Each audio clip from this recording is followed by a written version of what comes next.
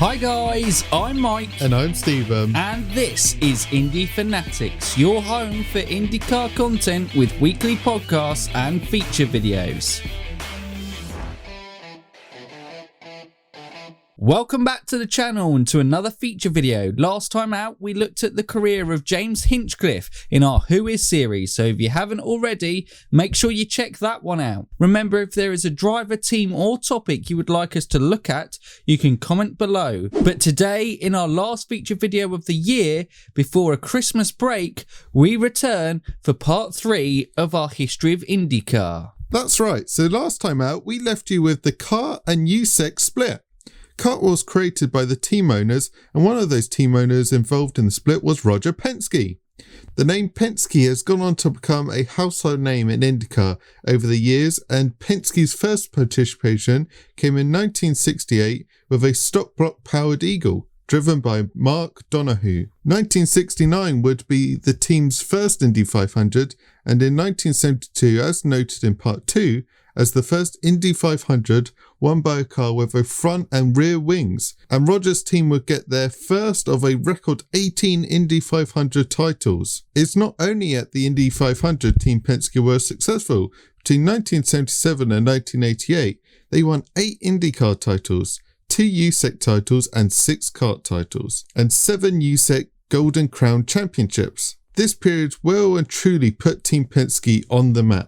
Ah yes, the Golden Crown Championship, a perfect note to head back to the split. So we saw in 1979 some CART teams being banned from the Indy 500. Well, in 1980 an agreement was put in place as a merger between the two, with the Championship Racing League formed, though this would fall apart in July of that year. CART would garner the support and participation of most of the teams and drivers and become the national championship, and USAC, still owning the Indy 500, would treat it as an invitational event and would award the Golden Crown Championship for the winners of the race. In 1981, USAC also tried to sanction a race at Pocono, but this was poorly participated in and seen as a failure, so USAC would just settle for sanctioning the Indy 500. After a turbulent few years, the 1980s would actually prove to be a prosperous and stable period in IndyCar's history. It saw the sport excel and improve, with F1 innovations like ground effect being used, and also star names like two-time F1 world champion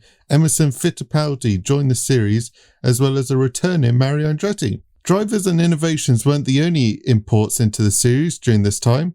IndyCar had become too expensive for most teams to build their own cars, so most became customer teams, with Lola and March, the British-based companies, being popular chassis suppliers. But as mentioned earlier, the 80s was all about Team Penske and their drivers and IndyCar legends Rick Mears and Al Unser. Now, we already know from part 2 in the series that Al secured his 4th Indy 500 title in 1987 to equal AJ Foyt's record, but he also won 2 CART championships in 1983 and 1985 for Penske. Rick Mears began his success with the team in 1979, where he would win his first Indy 500 with Penske and his first CART title. He would then win back-to-back titles in 1981 and 82, and another 2 Indy 500s in 1984 and 1988, rounding off an impressive decade in the sport for the driver.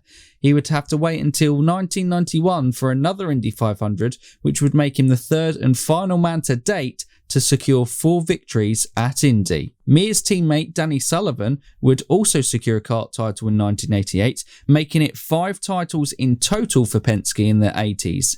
Dominance. But they didn't have things all their own way. There was still 5 titles they didn't claim, and one of them saw the return of Mario Andretti in the Lola Newman Haas. In 1984, he won the title for the team, beating second place Tom Snevner by 13 points. But in 1981, he was driving for Patrick Racing, and in the Indy 500, it saw the most controversial results in the history of the race. Bobby Unser won the race with Mario second, but a penalty to Unser for their legal overtakes on the exit from the pit lane saw his victory stripped from him and handed to Mario the following morning. But that wasn't the end of it. A lengthy court procedure would then rule the punishment too harsh on Bobby and would reinstate him as victor and land him with a $40,000 fine. The result saw the two friends lose their friendship and both to this day claim they are the winner of the race. A fascinating story, and if you would like to hear more about it in a separate video, let us know in the comments. Sticking with Patrick Racing, Mario Andretti wasn't the only F1 World Champion they had to drive for them. Two-time F1 World Champion Emerson Fittipaldi also was part of the team in the 80s, and in 1989 would win the title and Indy 500. In 1993, Emerson would be with Team Penske and do something very strange after winning the 500 for the second time. He would turn down drinking the milk and instead drink orange juice. Certainly a unique choice. In the 90s, IndyCar continued to grow from strength to strength. It continued to have top American talent in the form of Bobby Rahal, who won the 500 and 2 titles in the 80s, and a further CART championship in the 90s. Also, Michael Andretti and Al Unser Jr. emerged in this time, sons of IndyCar legends making their own history, with Michael driving alongside his dad Mario at Newman Haas, winning the title in 91, and Al Unser Jr. winning two Indy 500s and 2 titles. But with Fittipaldi, Arie Luyendyk, Jacques Villeneuve and Nigel Mansell all winning the CART title, IndyCar was really showing it had international appeal. Yes, and with Nigel, he won the series in his rookie year, meaning he became the only man to hold the F1 and IndyCar title at the same time. But wow! We've covered a lot of drivers there and not to enough detail that they deserve, but it was a golden era for talent in IndyCar, and though purely based in the States, was potentially a series that could compete with Formula One for attracting the top drivers in the world to their series. Chevrolet saw their rise in the sport during the CART years, taken over from the previous dominant Ford Cosworth engine. From 1988 to 1993, a Chevy engine powered the 500 winner and season champion to victory. A rapid rise to success after the engine's introduction to the series in 1986. During its rise in prominence, not only with a stable schedule did it encourage greater sponsorship, it also became the open wheel series with the most variety to its calendar. Road America and Mid-Ohio would become main features. CART would take over the street circuits of Long Beach and Detroit from Formula One, and then of course there was still a strong oval presence on the calendar.